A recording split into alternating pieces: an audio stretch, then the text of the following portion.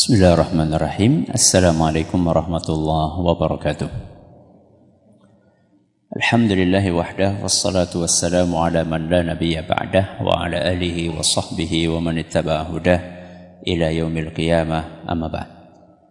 Kemarin kita sudah mengawali pembahasan tentang bab berbakti kepada kedua orang tua. Kita bawakan sebuah ayat dalam Al-Quran.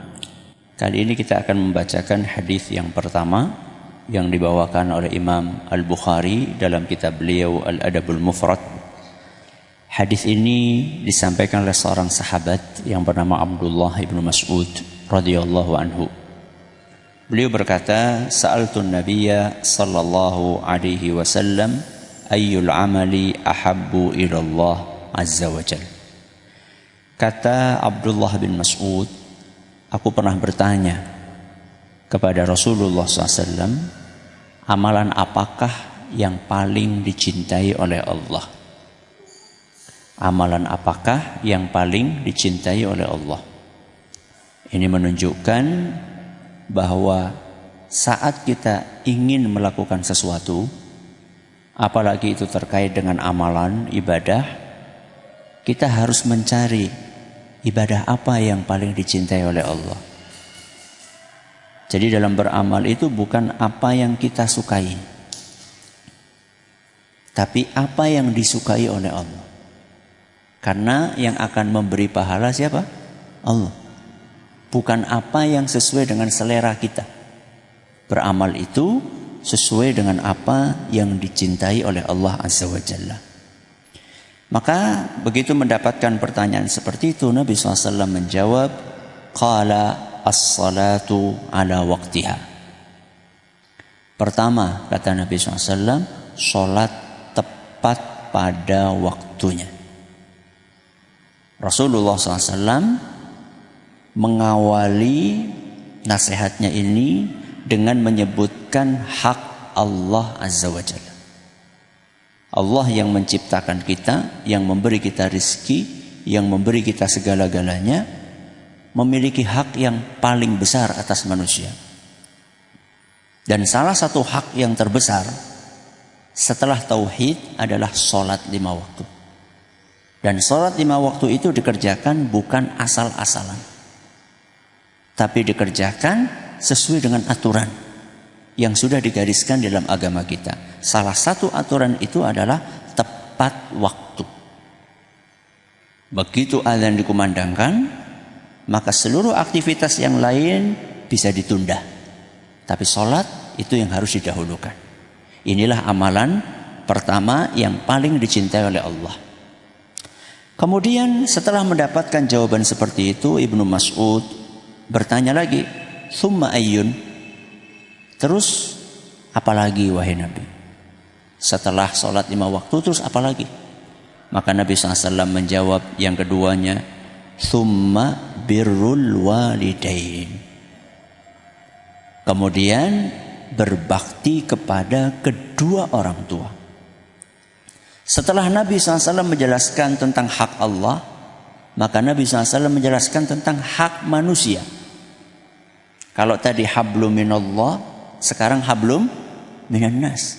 Manusia yang paling berhak untuk engkau baiki adalah kedua orang tuamu. Sehingga di sini pertama kali disebutkan orang tua. Siapa yang punya kewajiban untuk berbakti kepada orang tua? Anak. Laki-laki atau perempuan? Anak laki-laki atau perempuan? Dua-duanya. Siapa bilang yang wajib berbakti cuma anak laki-laki saja? Anak perempuan pun juga punya kewajiban berbakti kepada orang tua. Semua anak, mau laki-laki, perempuan, mau ragil, mau barep, mau nomor 1, nomor 2, semuanya punya kewajiban untuk berbakti kepada kedua orang tua. Kemudian Ibnu Mas'ud bertanya lagi, terus apa lagi wahai Nabi? Terus apa lagi? Maka Nabi SAW menjawab, "Tsummal jihadu fi sabilillah." Setelah itu engkau punya amalan yang sangat dicintai oleh Allah, yaitu berjihad di jalan Allah, membela agama Allah dengan potensi apapun yang kita miliki. Ada yang bisa dengan nyawanya, ada yang bisa dengan hartanya, ada yang bisa dengan tubuhnya, ada yang bisa dengan pikirannya. Masing-masing dari kita harus berjuang untuk membela agama Allah Azza wa Jalla. Berarti di sini kita bukan hanya memikirkan urusan pribadi kita saja, tapi kita juga harus memikirkan urusan agama kita. Apa yang bisa saya berikan untuk agama ini? Namun jihad itu nomor 3. Setelah apa? Birrul walidain, terus sholat 5 waktu. Sehingga dalam hadis riwayat Bukhari dan Muslim, ada seorang sahabat pernah minta izin kepada Nabi SAW untuk ikut berjihad. Maka apa kata Nabi SAW? Ahayyun walidak, apakah kedua orang tuamu masih hidup? Pemuda itu mengatakan, iya, masih hidup. Apa kata Nabi? Fafihima fajahid. Berarti kalau kayak gitu, jihadmu itu berbakti kepada kedua orang tuamu. Bayangkan mau berangkat jihad fisabilillah, begitu ditanya masih punya kedua orang tua, maka Nabi SAW mengatakan, berjihadlah untuk berbakti kepada kedua orang tuamu. Saking pentingnya birrul walidain. Sudah? Terus Ibnu Mas'ud melanjutkan, haddatsani bihinna. Nabi SAW sendiri yang menyampaikan kepadaku 3 hal tersebut. Ini untuk memastikan bahwa Ibnu Mas'ud menyampaikan ini bukan dari pendapat pribadinya, tapi ini langsung dari Nabi SAW yang menyampaikan. Terus beliau mengatakan, walau istazadtuhu lazadani. Kalau aku minta lagi, itu kan terus apa lagi, terus apa lagi, terus apa lagi, sampai berapa kali? 3 kali. Kata Ibnu Mas'ud, kalau saya minta lagi, terus apa lagi wahai Nabi? Niscaya Nabi akan ngasih jawaban yang keempat, yang kelima, dan seterusnya. Terus kenapa Ibnu Mas'ud tidak menyampaikan yang keempat, bertanya yang keempat, kelima, keenam, ketujuh, dan seterusnya? Inilah etika seorang murid kepada guru. Seorang murid ketika tanya kepada gurunya, dia harus memperhatikan kondisi gurunya. Jangan sampai pertanyaan ini membuat gurunya jadi bosan.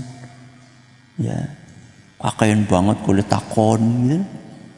Harus kita memperhatikan kondisi guru kita. Sebagaimana Ibnu Mas'ud memperhatikan kondisi siapa? Rasulullah Sallallahu Alaihi Wasallam. Inilah hadis yang pertama. Besok insyaAllah kita akan membahas hadis yang kedua. Kita akhiri dengan doa kafaratul majlis. Subhanakallahumma wa bihamdika asyhadu an la ilaha illa anta astaghfiruka wa atubu ilaik. Assalamualaikum warahmatullahi